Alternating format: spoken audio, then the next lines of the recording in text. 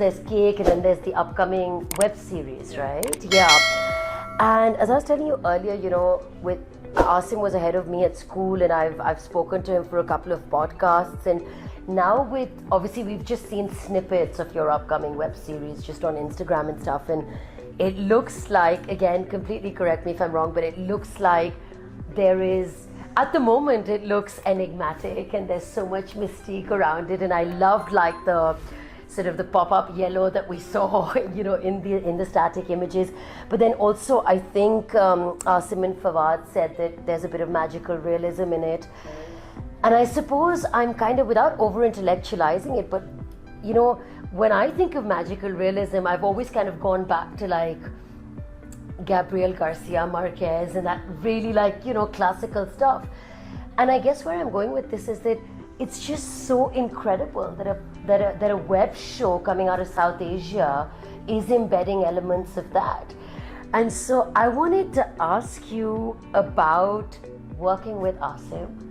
And I felt this obviously speaking to him, but you've spent like months and days kind of very much part of the fabric of the world he creates.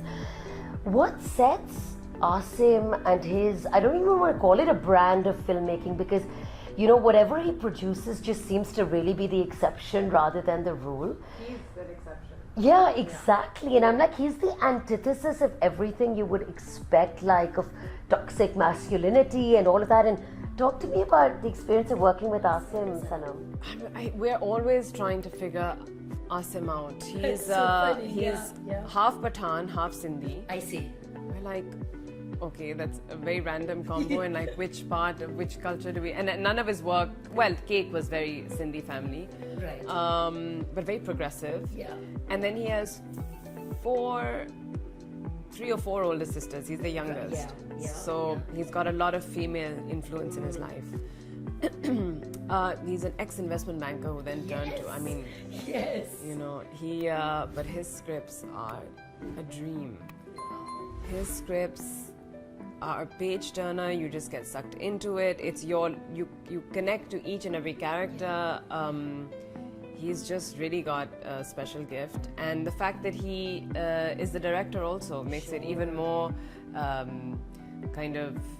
it's just the best experience for an actor to work with the director who is the writer also. Yeah. You don't have to refer to the writer again, or can we change it, or step on anyone's toes. You can kind of move along as you rehearse or as you shoot.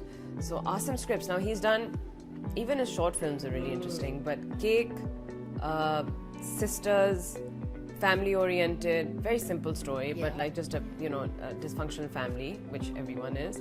Then Churels, which is badass and just the most exciting piece of literature I've ever read out of South Asia. It was just delicious and so exciting. Yeah. And then I read Barzakh, right, or The Valley, choosing names. And that genre was male-driven,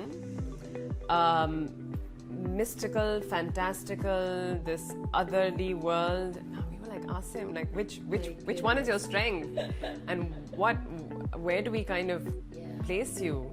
In fact, we had to read it a couple of times to be like, wait, people there's so many connections, and that's what he is or she is. Yeah. So I was really excited that he offered me the role of Sherazad. So this time I think the female energy in Churels drove him mad. He said there were too many women. There were too many. Magic. So he said it was great, but I needed a break from all the estrogen, and so for the first time he's kind of had a more male-centric script, which is now a web series. Yes. Yeah. But also Cake. I remember I said this to Asim. I interviewed him for Churels. Oh, okay. Post, like after a while after it had come out, and I said to him, like, as someone who watched Cake, and I say this to you as well, like, I just feel like it was Pakistan's kind of like Dil Chahta Hai moment. Because it was, know, Sanam. I feel like you guys were obviously so closely involved, but for people who kind of, it's like a tether for so many of us watching, and just in the sense that it was a watershed.